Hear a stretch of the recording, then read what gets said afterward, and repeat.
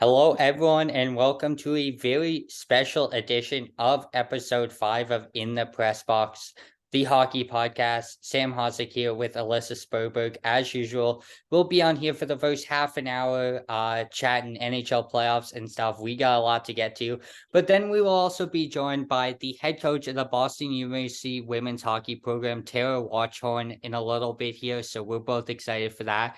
But first of all, Sunday night, great night in the NHL if you're a Toronto Maple Leafs fan. Actually, let's get to this first. Saturday night, Maple Leafs first time in 19 years making it to the second round. I'm fired up. We're recording here on a Thursday night. Leafs play a playoff game today in round 2. I'm fired up. Sunday night, the Boston Bruins epic collapse, President's Trophy champions. Just a complete fraud this year if you're a Boston fan, and that's how you should think of your team. But Alyssa, how's it going? It's going. Yeah, Alyssa. Sam has been waiting all week to do this. He tried to get me to do this yesterday, and I was like, he was so excited, and he's like, I can't fucking wait to talk to you on the podcast. And I was just like, yeah, okay, we're gonna wear it. He texted me right after. I didn't answer anyone for like 2 hours almost. I didn't answer most people for a long time. If you got an answer, it's because I was gonna be like, yeah, okay. I did in fact go off though after. I was very fucking mad. But Yeah, you were. I think I tried to set up the podcast honestly Sunday night at like 10 o'clock. Right after the game was over, I'm like, oh, let's podcast. Like, let's get the live take. And you're like, no, I'm not talking to anyone. So I was like, okay, that's fair. You're salty. It's fine. The first thing I want to bring up here, we'll stray away from the playoffs a little bit. I'm not sure if you saw this, but OJHL news, the Oakville Blades are hosting Centennial Cup I next saw that. How I was gonna bring that up too. how excited are you for that? I'm actually really excited. For me, like that's really close to me, not to give out my location, but I'm sure you can figure out where I live. But I'm actually super excited. Honestly, if Milton doesn't make it, which I think we will, because we always slay so hard. When I'm there, I'd like to just go and just see all these other teams, like to see the teams out in like the West Coast and the East Coast, just to get them in would be really cool to see as well. I think it's Yeah, awesome. I'm fired up to see this Brooks Bandits team. I know they're probably gonna end up being there next year again. They've been a powerhouse of the AJHL the last couple of years, and I'm sure they'll probably end up being there again. And it's not the same team it was the last couple of years. I know that all their stars are gone, but they still got a pretty strong team, and they got a pretty good chance at it again this year. And over the next couple of weeks, we'll have a preview of that. We'll talk about the Collingwood Blues team that Alyssa saw in the second round this year with Milton. We'll kind of preview that a little bit over the next couple of weeks, but just wanted to touch on that. But I mean, it's great for the Oakville community. They had a showcase tournament there before the season last year that a few teams were at. I know Milton was at it. We were at it in the summer last year. So great to see the community of Oakville get it. But back to the NHL playoffs. We're down to now the second round. Obviously, 8 teams remain. What's been your biggest surprise from the NHL playoffs so far? Um, honestly, I'm gonna probably go Seattle. Like, I feel like when I made my bracket, and then if you told me, okay, I could remake my bracket 4 games into the playoffs, my bracket would look completely different. Yeah, like that Seattle team kind of came out of nowhere and shocked that Colorado team that was defending Yeah. Stanley Cup champions. And I thought it was gonna be a pretty easy win for that Colorado squad there. Yeah, But I had Colorado in the I had them in the Western Conference Finals. yeah, My it's bracket's ruined, but I think almost everyone's bracket is ruined. yeah, I think honestly there's like 1% of brackets left or something like that because a Yeah, lot well, of them were screwed up with that Florida Boston series. Like a lot of people had Boston there, including mine. and then it just kind of ruined everyone's. I didn't even make one this year, honestly, just didn't have time to get it done in time. But I feel like I probably would have, honestly, with the way things went, I probably would have had Boston. My bracket would have been ruined too. But um, it is good to see though. The first time that I can remember for a while that you've got 2 good Canadian teams in contention for this with the Leafs and Oilers. Edmonton are frauds. That's my hot take. I'm sorry. I'm not on their bandwagon. I think they're not good. Like, I don't think they're good. I think Vegas is gonna win that series, to be honest, just the way it went last night. Oh, you got your Vegas jersey on. I thought you were gonna roll in here with your New Jersey Devils Oh, jersey. don't worry, guys. I went out and I bought 2 jerseys because I actually tried to go buy a Panthers jersey because I'm just built like that, but I couldn't find one. But I found a Vegas jersey and I found this Devils jersey. And you're gonna tell me the jersey's not nice? It's got the green. Yeah, no, I don't like the jerseys with the green on them. Just Oh, don't. well, you suck. I don't like them. Here, we're gonna battle this round, not only because you're gonna choke the Panthers, but here we gotta battle. You're a Devils fan now, so gotta support the boy here. No, I hate gotta, the Canes. I'm such a Canes hater. I think you just hate any team that I'm cheering for right now, honestly. I Like, think so. I swear, like every team, Sam's like, "Oh, I like this team." I'm like, I fucking hate that team. Like, I have so much hate for for certain teams sometimes. Like, I don't like Edmonton, and I hate Carolina right now. So, like, and those are 2 teams he's cheering for, and I hate the Leafs. So, yeah, like, you can't stand the Leafs, but I mean, in terms of this podcast, I'm kind of glad that Boston didn't make it through because it would have been an all-out war for the next 2 weeks yeah, of we would have swept you. recording. Like, we probably wouldn't have even recorded, honestly, the next 2 weeks. No, Like, because Sam and I would rip each other's heads off. yeah, and I mean, we're still Right. waiting. We're still waiting for next season when we'll probably face each other at least once or twice. Oh, OJ hockey's OJ, gonna get even worse. yeah, we're still kind of waiting for that, but we'll I'm see. literally just gonna like film Sam from afar all the time. Just like get my little have my phone out, and then like if we score, I'm just gonna zoom in on your on you in the corner. Yeah, I'm gonna make it on the Milton Menace Instagram page next Mm-hmm. year at some point, just being either all salty because we got a goal scored on us or really happy because we swept the Milton Menace all season long. Ah, you're Um, so funny. yeah, so uh, Hey, even this year we tied you. Can't even say we beat you. I know we tied. It's weird though because the 2 games I announced this season in like the penalty box doing that both games I was doing announcing for our team, we tied both games. So like I just feel like it was something with me. I don't know why. We tied you guys and then Your bad luck. we tied Wellington. And both times, did you guys not score late in that game against us to send it to overtime? I'm pretty We sure. did because I Yeah, remember I looked at the stats and like you guys were leading, and then we scored like in like the I'm gonna say the last like 10 minutes of like the third period. it I that wasn't at that game, but I'm not even kidding. Both games I was announcing this year, we went up 1-0. And then you guys tied it with under 10 minutes to go. And then when we played Wellington, they scored with under a minute to go. And we both games went full on double overtime and then ended in a tie. The first game against you guys, we had a penalty shot that Triani stopped. I think it was Carafile. And then the second game, I'm pretty sure the second game we had a penalty shot too. Yeah, we did because we had a penalty shot in double overtime again, and Alex Lorenza got stopped, and the game ended in a tie. And then Lorenza scored like 2 games later against Wellington in the same situation where he got like a breakaway late in overtime, and he was gonna I'm get a like I have to look penalty. this up now. Like now you've sparked my interest. Okay, give me 1 second. I'm gonna go find it. It was like late in the game. I don't think it was like as late. It wasn't as late as the Wellington game. So Wellington one was like really late. Like it was like 10 seconds left, I think. Yeah, I'm Um, gonna go check the Melson game. I don't remember when we played you. November 13th, I think, around there. It's a Saturday night in November. I know that. Um, It was a weird oh, right Saturday here. night game. Found it. Yeah, when was that goal scored? Let's see. Um, yeah, car file scored 2 minutes into third period. Oh, we scored 3 minutes into the third period. Oh, okay, yeah. So it wasn't late then. It was No, just like the whole period, no no, scoring. but holy penalties. Yeah, there was You a guys lot of took a lot of penalties. yeah, we had a lot of penalties that night Yeah, actually. you had someone got a game misconduct What? for you guys that day, checking from behind. Oh yeah, yeah.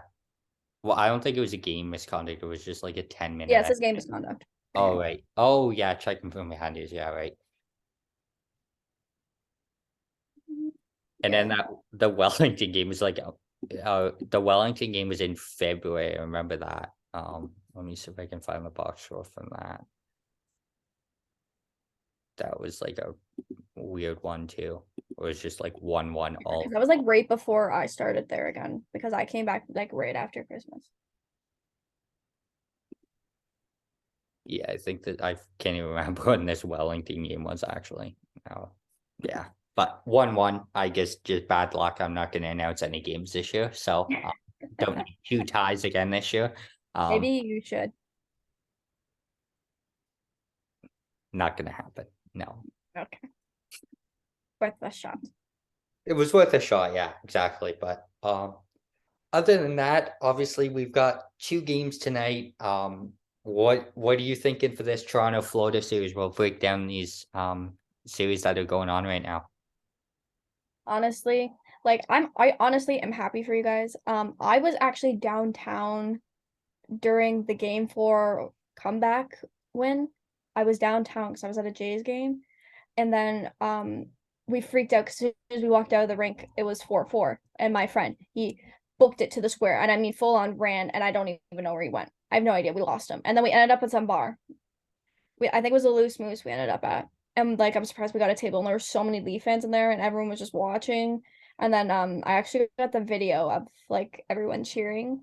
And I was genuinely happy. Like I was with like a couple Leaf fans, and I literally just went up to them and I was like, "Good game, sir," and I gave them a handshake. Like not even trying to like play it off. Like I'm like I don't hate the Leafs. I hate the Leaf fans because you guys are bullies and you're mean. And I like I don't know. I think you guys are underestimating Florida just like we did. Because I think the way you looked at it was, oh, Boston got fucking walked. And because we got to the second round, we are invincible. So I think, in my personal opinion, Florida in six, maybe seven. But I think Florida definitely has a really good opportunity to take the series. Yeah, I mean, in terms of that Boston series, I don't think they get walked all over. I think it was more of just like the fact that you play almost 6 straight games when he hadn't done that all season long after 82 games, and he was hurt from what I've heard. Yeah, he was And hurt like pretty bad. it was pretty bad. And then to play him 6 games in a row, and the Boston coach is gonna probably win the Jack Adams for Coach of the Year because of the season they had. Yeah, but and And yeah, it was like a really touchy thing. Like Omar came out and said like, yeah, he was hurt, and then everyone was like shitting on the coaches. like I just feel like you can't just play the guy 6 straight games and then all of a sudden look at Swayman and be like, okay, this like you've got to save us now. Like they should have gone, in my opinion.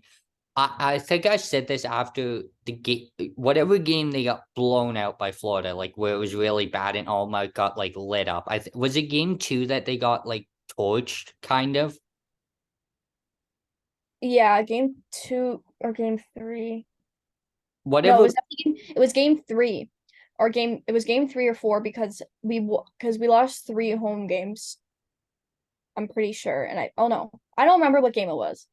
What I did just we remember after the did game they did where they like they oh there was that one game where they beat us like 5-2. when did they score 7 in one game?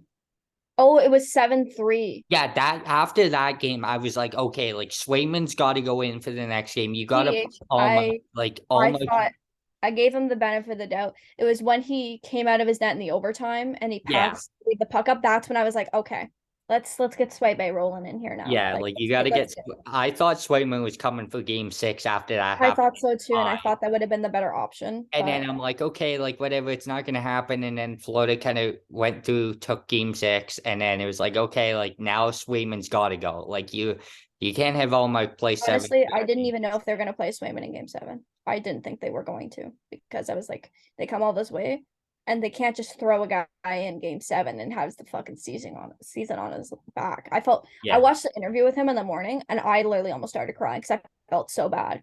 He was like, I owed the guys like one more save, and I'm like, this is literally not your fault. I hope you know that. The goal too that went in, the overtime goal, was a perfect screen. No one could have stopped that. yeah, Kachuk had the perfect screen, and what was it? Is it Verhage or Montour who scored? Verhage. Verhage just took the shot and it went in. And TBH, when we came back and we were up three, 2 and then they scored, I knew that was it. I was like, we're not gonna win this overtime.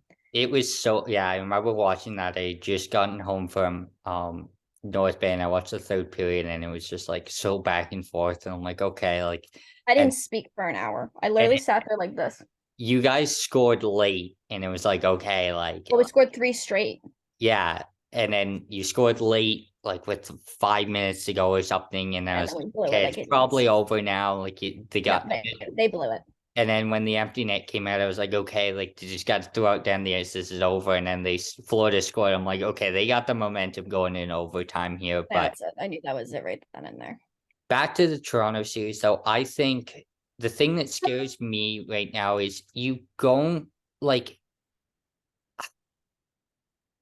I just don't think the Leafs can go back to Justin Hall on the back end. That's No. the one thing that scares me right now is he was on for so many goals against with the Leafs. Oh yeah, I saw that With like crazy Tampa stat that he Bay. was on like almost every single goal. And people all season long wanted him out of the lineup. But in my opinion, I can't stand Justin Hall as a defenseman on this team. He should be in the press box every single night, to be honest. But if Keefe puts him back in, that's where the series really kind of gets out of hand because he cost us so many goals. And look what happened. Keefe finally takes him out of the lineup in game 6 with the chance to move on, and it happens. I'm genuinely happy. John Tavares, I mean, with everything that's happened the last couple of years as a captain, Pajama boy. especially after like it was like as a Leaf fan, it was really scary that series against Montreal a couple of years ago. Seeing him like on the ice right at the start of the series is like, okay, like this is bad. And I think they got a legitimate chance of, to be honest, winning this in 6 games again. I'm not too worried because the same thing happened with last series. They got blown out by Tampa in game 1, and they went perfect on the road. They were 3-0 on the road. Like they won the one game at home by a blowout. And then it was like, okay, the next like they went 2, 3, 4, 2 of those games in Tampa and comebacks in both of them. And it was like, okay, they can do this on the road. They're a really good road team. And I think they take this in 6, honestly.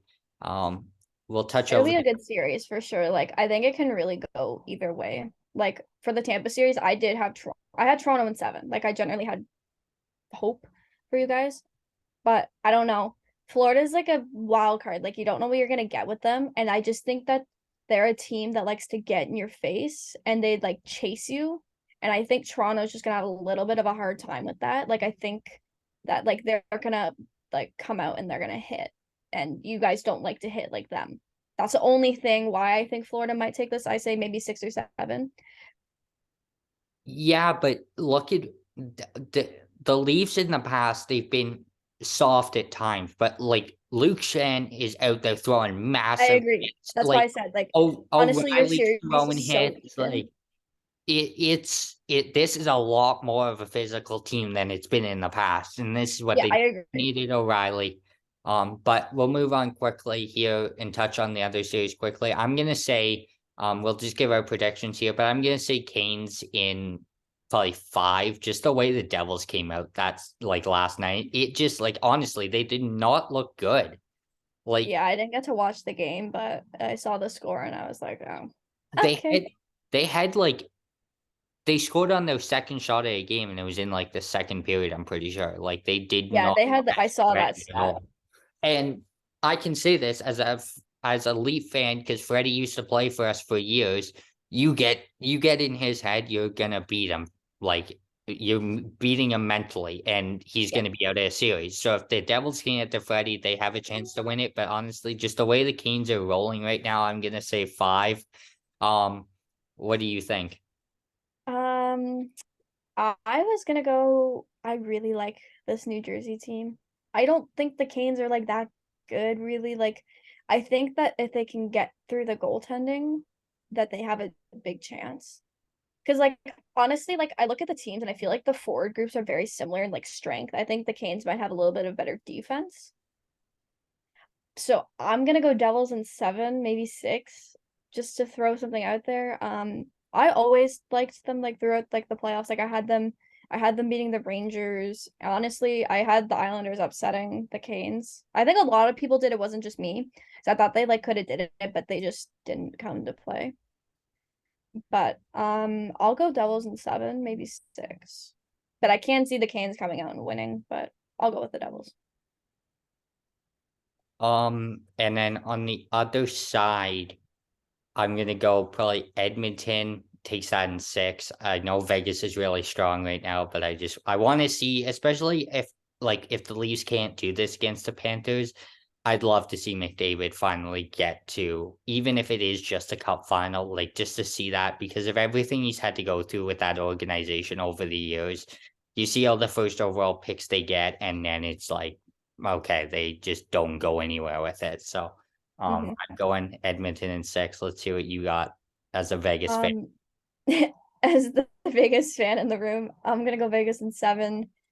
I think these are two really evenly matched teams, but I'm not high on the Oilers, and I think that's like an unpopular opinion. Like that's my hot take is like I don't think the Oilers are really that good. Like obviously they have McDavid and they have Draisaitl and they're absolutely going off. Like Draisaitl's had a 4-goal game, and I just don't think they're like in my opinion they're kind of like a two-line team. Like I feel like their bottom 6 is definitely not as strong as like Vegas's bottom 6 in my opinion. Yeah, and then the Very other even match though. Like I think it's yeah, gonna go to 7 no matter who wins. 6 or 7 for sure. yeah. But I was gonna say something and now it's just gone. But it'll come back to me eventually. And then the other series we got Dallas and who is it? I can't. I no. Seattle? Yeah, Seattle. See, we're not like we haven't paid attention to West at all here. So like, I No. We're on just too late. I gotta go to bed. yeah. I'm gonna say and Seattle win game 1. I don't even They know if did. they won game 1. I'm gonna. They won in overtime. I honestly just feel like it's another situation like Vegas because Vegas made it to the Cup final their first year in the league in 2018, and I feel like Seattle's got a chance to do that again. I'm gonna pick them in. I'm gonna say 6. Like I think all these Wow. series honestly are either going 5 or 6 games. Like as much as I want to say Canes in 5, I feel like it'll be 5 or it will be 6. Like it will be um go either way. So yeah, I want to say Seattle in 6. Let's see what you got. I don't know. I feel like this is such like a random series. Like I think Seattle's a lot similar to Florida. They're kind of just like here to have fun at this point because they like didn't really necessarily expect to go through all the way. But I think I'm gonna go Dallas still. Like I'm really high on Dallas to be honest. I'm honestly, if anything, I'm on their bandwagon, not the two teams that I bought jerseys for. I just think that the Stars are like really good and they've always been kind of like good. But like Jason Robertson is like and like Rupe Hintz are like they're so good. They've been so good in this. I know Rupe Hintz has been amazing. I think he's like leading the league in points in playoffs, isn't he? Yeah, I think so. I think or he's like tied up there. But I'll go Dallas in 6. Yeah, I think all these series again, longer series kind of and yeah, it's gonna be an all out war the next couple of weeks for this and Mm-hmm. then it's just gonna get even crazier. Canada's gonna have to shut down if it's Edmonton and Toronto in the finals. They're not gonna be able to function. Yeah, the country's gonna literally shut down. Like Yeah. it's gonna be nuts. Before we take a break here to prepare for our guest here, we've got 4 teams left in the OHL. I'm sure you've kept up with it a little bit here. We got London, Sarnia, and Peterborough and North Bay. Honestly, I did not like a week ago if you had asked me, I had London winning that series pretty easily. Just because they have the goaltender and they have everything. And Sony's got a good goaltender, and my buddy Ben Gaudreau. Showed it to him. He's had a quite the run with Sonia. Both series heading to game 5 tomorrow. They play the same nights for this entire series, which is kind of weird. It's Yeah, usually that is super weird. Why would between you do that? they'd have like they do it every other day usually, but I guess it's the way the OHL wanted it. But let's hear your thoughts. Both series going to London and North Bay respectively tomorrow, tied 2-2. Did you expect to see that, honestly? Honestly, probably not. I probably would assume that I can't remember quite, but London finished like first higher. Did London finish higher? I can't Yeah, remember. they were first on their like on the western Like side. from what I've seen, I was probably gonna take London to win it all just because like from like what I've seen, like they have like the good goaltending and they just have such a good like young team. But also some of my boys, my little Bruins boys are on Sarnia, so I'm not gonna be too upset with that. Um, and then as for the other series, I'll go North Bay. I feel like see what happens. So th this is how it looked in the regular season. London and Sarnia second and third in the Western Conference. London had 92 points and Sarnia had 91. So Oh, so they're it, like literally the same team. yeah, it was that difference of okay, they've got the better goaltender and they've got a better offense, in my opinion, at least they had for them this year, I think. And then on the other side, North Bay 99 points and Peterborough finished with 74. So that's where the like big jump was. But it was So and Peterborough's just kind of here to have fun now. the reason that Peterborough is here is because they took down the number one team in the OHL this year, the Ottawa Is it Ottawa? They beat Ottawa. That's they why, right? they beat Ottawa in 6 games, and Ottawa finished with 107 points this year. So that was like a huge. It was basically the Florida Tampa And series, or Bruins. Florida Boston series. That's exactly what it A good was. old Ottawa 67s. Every Yeah. single team. I swear, every team I cheer for right now is just like they're taking L's. Like the Jays have been taking L's to the Red Sox, and I'm just like, okay, wrong Boston team, guys. Yeah. Then I they can't even sports right now. Sports makes me angry right now. All right, well, we're gonna take a quick little break here, and we'll be back in a couple minutes for you guys with Tara Watchorn from the Boston University Terriers. Hello, everyone, and welcome back to the podcast. We are now super excited to be joined by our guest today. She won an Olympic medal with Team Canada at the 2014 Olympics, was the head coach of Stonehill College last year, and is now the head coach of the Boston University Terriers, and has won also an under 18 World Championship medal with Team Canada last year. Please welcome Tara Watchorn. Hi, thanks for having me. Absolutely. So Tara, we'll throw it back to your junior career here a little bit. And you grew up in Canada, obviously as a Canadian. But one team I want to touch on, I'm the team photographer for the Durham West Lightning, the junior team, and you played for them in the PWHL. So just talk about your time with Durham and how it kind of went. Yeah, Durham was the first and only girls program that I played for once I came over from boys hockey, and I was fortunate from the very beginning in Pee Wee all the way up. I got to play with the likes of Natalie Spooner and Jen Wakefield and be in really good company. And I'm from Newcastle, Ontario, and back then girls hockey was growing. There was no doubt, but Durham and area there east of Toronto was kind of the biggest center that was really developing kind of just before the Whitby days. And I like to think Clarington's well, but Durham to go, and I was fortunate to have great coaching there and play all the way through junior before going up to college. Now, after Durham, you went to Boston University where you're coaching now. So how special is it for you to not only have played your college career there, but now to return as a coach? Yeah, it's still, I keep saying it's still hitting me one day at a time. Feel so honored that my career has come full circle. I think on both fronts now. I got to return as an assistant coach for 4 years, and now to be back as the head coach. I fell in love with this place when I was 17 years old, and I got to grow as a young woman, be challenged, and achieve a lot of my dreams. And now to be able to do it on the coaching side, it's a dream come true. Now I'll throw it over to Alessi here and get a couple questions from her. So I have a couple questions. So do you or if you still have them, do you have any like superstitions you had as a player or still have them as a coach? I never really was big with superstitions. I will say though, and I think you don't always appreciate this when you're in your playing career, but just the traditions of game day and going through your really enjoying comes with your preparation, playing at the highest levels, being around your teammates. And I think I take that more of a mentality to game day, like to really enjoy the process, not just about wishing that it was game time already, but enjoying the entire day and the preparation and getting ready and getting to be around your team. I definitely carry that mentality over. And then do you have any like certain like stories that like stick out maybe from your career like playing, or like any funny stories or funny like moments that happened? Oh, there's a lot of those.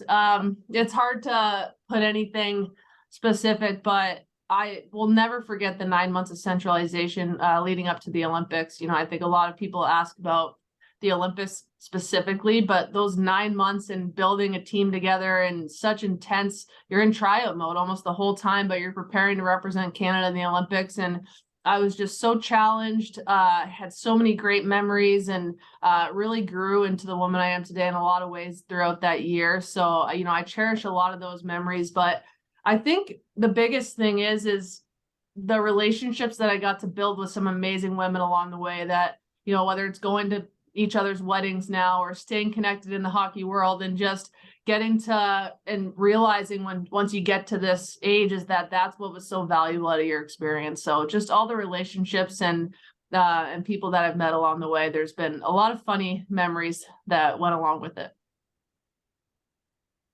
Now we'll get back into Boston a little bit here, but with my media company, I sponsor a bunch of athletes down in the NCAA. And last season, I was fortunate enough to work with 15 athletes from Stonehill. So basically, your entire team from Stonehill last year. Just talk about that group and how special all those girls were. Unbelievable. Special group. I'm gonna miss them for sure. There's just nothing like building a program from scratch. And I think something that comes along with that is that those young women wanted to take a chance with me on that program, and they wanted to go and be a part of building something special. And I think no matter whether it's 3 years down the road or 10, I think that group will always share that bond. And they bought in, they gave themselves over to the process. They grew a lot along the way. It was a unique dynamic with 18 freshmen, but I can truly say that I learned so much from them, and I know they have a bright future. Now, one thing that the program did a lot was miking up players in practice. So who was the funniest to do that last year? Because there were quite a few good ones. There were quite a few good ones, no doubt. Well, I think Bailey Feeney kicked us off pretty strong. She was the first. But I think Josie Menzoon and Paige Whaley's were pretty good down the stretch. They went a little bit later. But I just loved it. I think it was a cool way for all of their personalities to show through. And it was funny. I personally loved it when you started to hear some of our language come through with regards to what we were teaching. And I know everyone has their own little spin on it, but that was a lot of fun.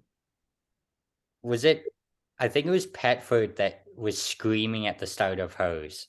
Or one of them did. I forget who it was, but that was pretty funny.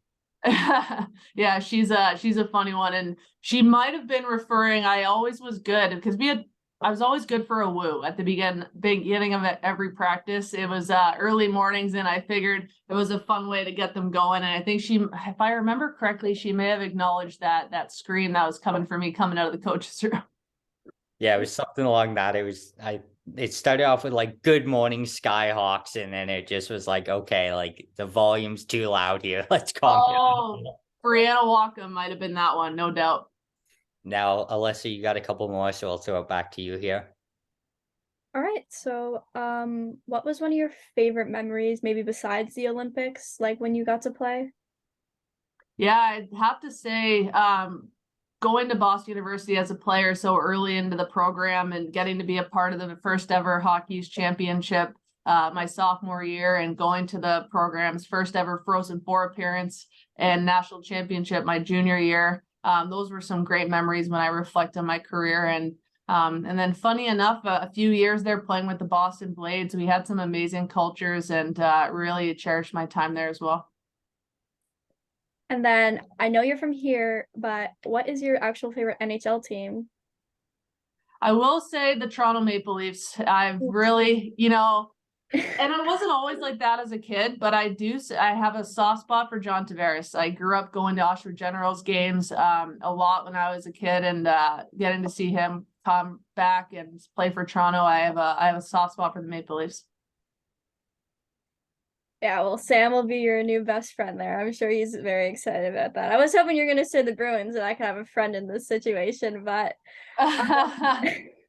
if you could like maybe relate your playing style to any NHL player, maybe, or past or present, who would that be? That's a tough one. I always, I wore the numbers, funny enough, I'll date myself a little bit, but 52 for Adam Foote and 27 for Scott Niedermayer. I like to think that I fell somewhere in between those two. Try to pull a little bit from everywhere in my playing style, but definitely was just a taller, bigger, I like to say a little bit more mobile defenseman for my size that, like to try to contribute from the offensive blue line. Now, back at Boston University now, one thing that you get in Hockey East every single year is the Bean Pot. You got to play in it a couple times during your time there. How special is that tournament to be able to be a part of it and to kind of piggyback off that? It's going to TD Garden next year. How special is that to be at that arena? So special to see the growth of women's hockey as a sport at Boston University and in the city of Boston. I think that, the Beanpot going to TD Garden is a testament to that, and to get to be a part of it is really special. But it's such a special tournament. I think that's the big draw to the area, to Boston. It's a sports city, it's a hockey city, and at BU it's a hockey school. So to be able to play for the bragging rights of Boston is a big deal. It adds excitement at that point of the season every year, and obviously a long tradition and history on the men's side, and the women's now building their own. Now, obviously, being back in Hockey East, you got a lot of schools that are kind of closer that you didn't really get to experience with Stonehill last year. How cool is it for, I guess, shorter road trips now? It's always one thing that I'd say it's huge. Like, hockey's a long season. It spans both semesters. I think that's what makes hockey so cool and so different from all the other leagues, is that we're going 5 minutes down the road to BC. We're going 5 minutes down the road to Northeastern, and to be able to play in New England and be able to sleep in your own bed at night and draw the local fans in many different arenas. There's so many positives to our league, and really excited to be back. Now, obviously, Hockey East is a prestigious conference to be in, but if you could think back with obviously being in the other conference last year, what would be your favorite conference? Well, I definitely have a soft spot for Hockey East, but what I really will say is I think it's exciting times for women's hockey. Our sport's growing, and it's exciting that Newha has, now has the automatic bid to the national tournament. You're starting to see some of the growth in those programs. Sacred Heart having their own rink now on campus. I'm so hopeful for the future of the game, and I think it's time for there to be more Division I homes for young women to play in. And I think the addition of Newha is pretty cool, and hopeful for the continued growth of the league. Okay, I'm gonna touch on can you just talk about like the experience of winning like a gold medal at the Olympics? Like, I'm sure that's a lot of people's dreams, and you've got to live out. It's one of my dreams, but I probably will never get there. Sam, you want to bet on that with me? Not this time around. Love it. I guess, well, you kind of touched on it. I mean, to be able to achieve a dream that ever since I really, truly realized it after watching the Olympics in Salt Lake City, I can say that pretty much every decision I made the rest of my life was made with that in the back of my mind. And to get to experience it and have it come to fruition, and to be able to celebrate it with all the people that helped you get there along the way, and bring it back to your hometown, I think those are all such special feelings. But, I truly, in the moment, you feel that relief and excitement and joy from getting to do that and represent Canada and achieve it. But I think long term, I truly believe, and it's why I coach, is you think about who you became along the way. And when I reflect on it now, and I reflect on winning the gold medal, I just think of everything that I've learned and how it made me the person that I am. And, now I get to try to give that back to other young women playing women's hockey. Now, oh, you go ahead, Sam. During your playing career, just to add to that a little bit, you obviously win the Olympic gold medal and then 3 silver medals at the World Championship during the time where I think it was around the time the US kind of went on that run. But just talk about representing your country and having a Canadian jersey on and winning 4 medals. How special is that? So special. It never gets old. I was fortunate enough. I always say that I got to be a part of the first ever under 18 team. And when you put that jersey on and getting to be a part of those environments, all I knew was that I wanted to get back to that high performance environment, representing your country, being amongst the top women in your sport in your country is such a special environment. And all I ever wanted to do was get back there. And getting to play in that many world championships and Olympics is so special, and I cherish all of them, and still continue to love it on the coaching side.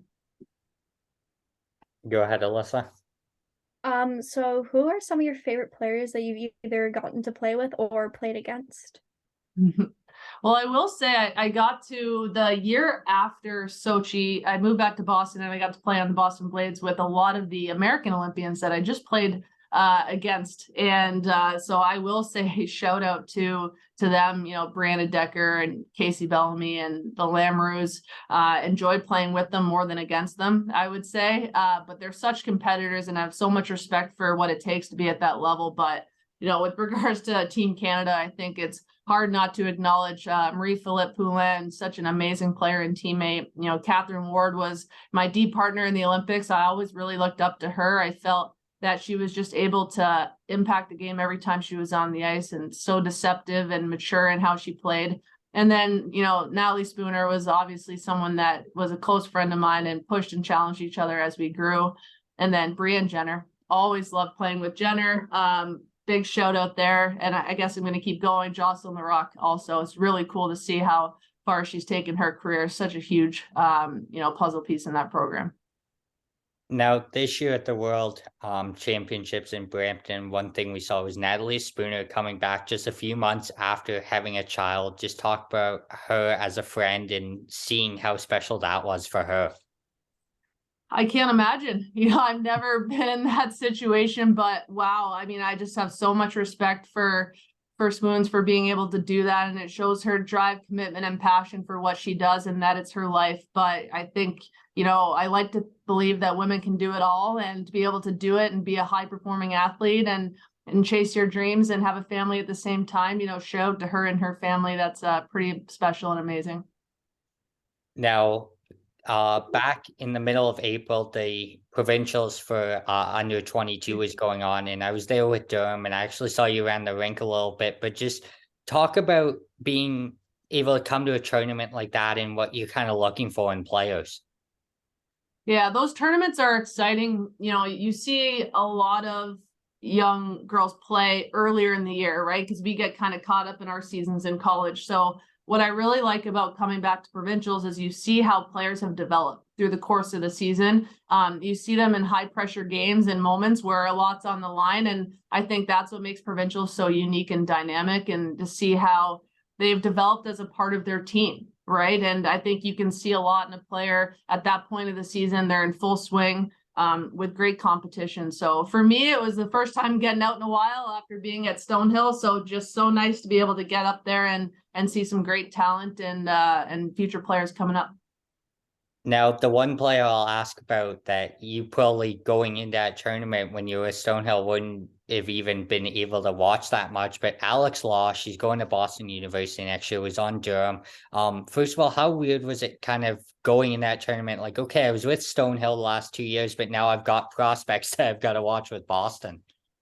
Yeah, very unique that way, no doubt, but really exciting to get there and get to see some of the BU prospects coming up. Alex, I'll never forget, it wasn't that long ago where I was recruiting for BU as an assistant coach, and, that class and people like her, I'll never forget watching when they were in Bantam, and knew that she was going to be a great player as she developed, and getting to coach her with Team Canada with the U18 team made it a little bit more fun to come back and be able to see her, and excited to move forward.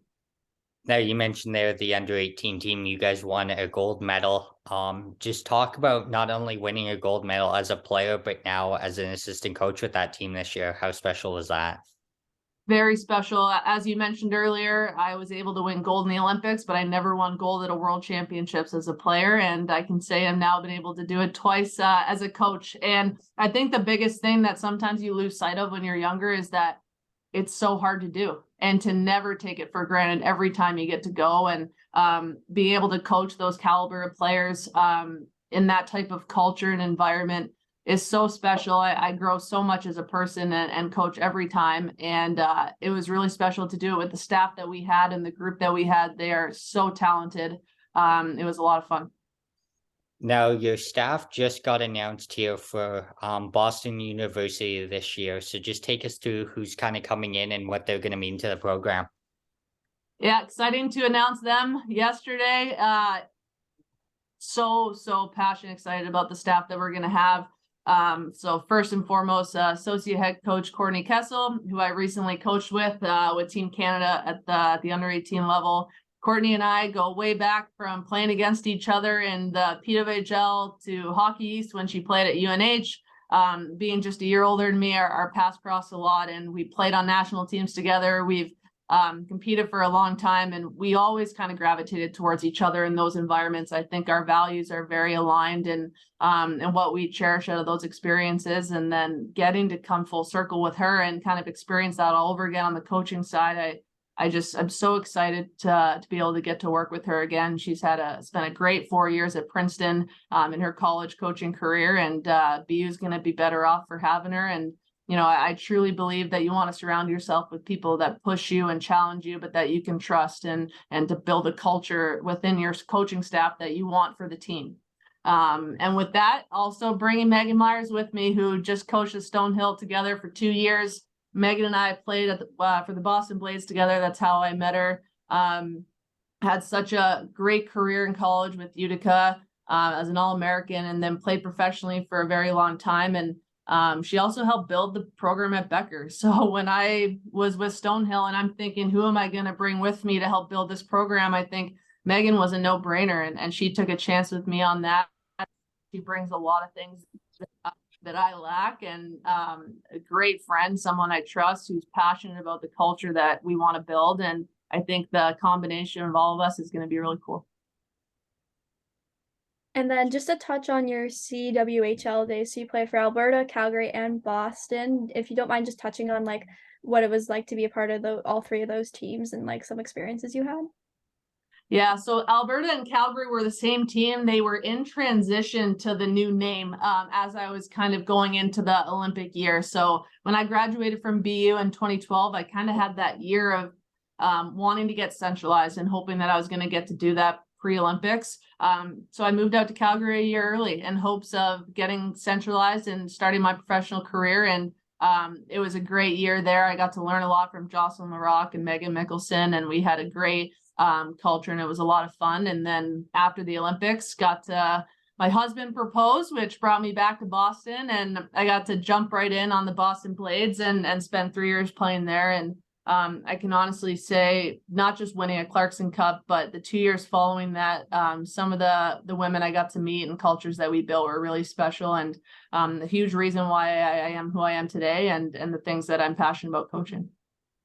Now, obviously, you get back to Boston and finish up your kind of career there, but you get the opportunity with Boston University to come back as an assistant coach. Just take us through how that kind of happened and how special that was that they wanted to bring you back as a coach.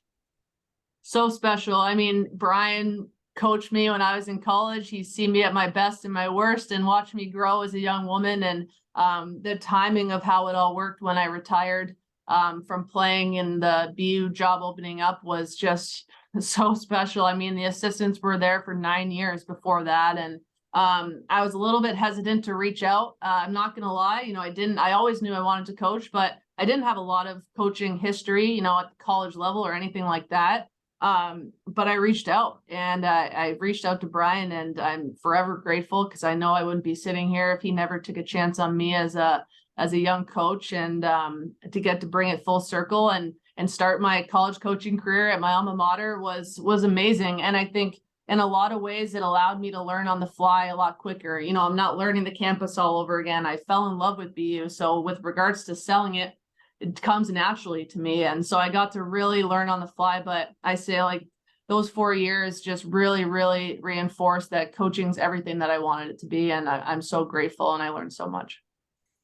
Now, a couple months ago, when it was kind of announced that you were coming back as head coach, I know they announced you live at the rink in front of some students and stuff and gave you a jersey, I think. So how special was that to have that kind of ceremony happen? Yeah, it's such a whirlwind when you go through that process, and, trying to keep it pretty confidential so that you could give the student athletes that moment and that surprise. And I had envisioned what it would feel like, but then when you got into that moment, and I'm walking down the stairs at Walter Brown and it's starting to hit me. And then when I walked into the room, and that level of cheer and celebration that the girls welcomed me with really caught me off guard and made me emotional. And I just tried to take it all in and share in that moment with them. It's pretty cool. I've coached some of them. I know of most of them, and building relationships, though, 2 years later, I told them, I like to think you believe that I could grow in 2 years, and I'll give you that same benefit of the doubt. So fun to have that familiar face, but at the same time to get to see them 2 full years later and how much they've grown, and get to start this journey again together. And then you get the chance to kind of address your team in the locker room. Obviously, with Stonehill, you might have had the opportunity to coach against some of these girls the last couple of years. But what do you know about some of these players on your team now, and how excited are you to coach back at Boston? Yeah, I do know of a good amount of them. The rising seniors were freshmen when I was there last as an assistant, so have a little bit of a history there. And then, some of the incoming freshmen I've coached with Team Canada, and then that current freshman class, rising sophomores, I recruited a good amount of them, and even some in between there. So I think just the fact that I'm not relearning everyone's names, or I'm not just learning everyone for the first time, I have kind of a starting point.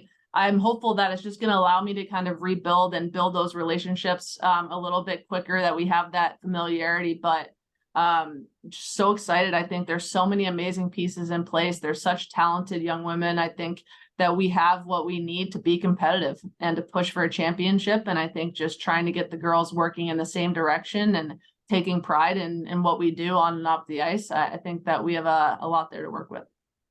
Now, if you can just take the listeners through kind of like what an off season looks like. Are you guys training at all, or skating, and what's the next couple of months look like for these girls?